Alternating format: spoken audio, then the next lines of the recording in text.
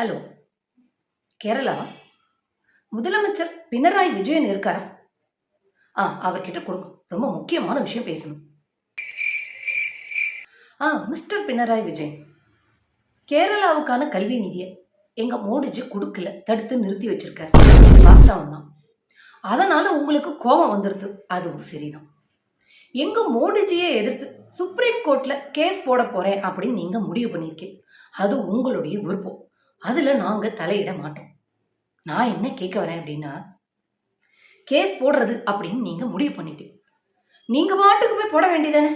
அது என்ன, கேஸ் போடுறதுக்கு முன்னாடி தமிழ்நாட்டுல முதலமைச்சர் மு.க.ஸ்டாலின் கூட ஆலோசனை பண்ண போறேன் அப்படின்னு சொல்லியிருக்கேன்.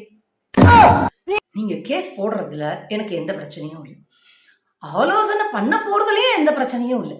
ஆனா அந்த ஆலோசனைய எடப்பாடி பழனிசாமி கூட பண்ணாங்க, எதுக்காக முதலமைச்சர் மு.க.ஸ்டாலின் கூட பண்றேன் அப்படின்னு தான் எனக்கு தெரியும்.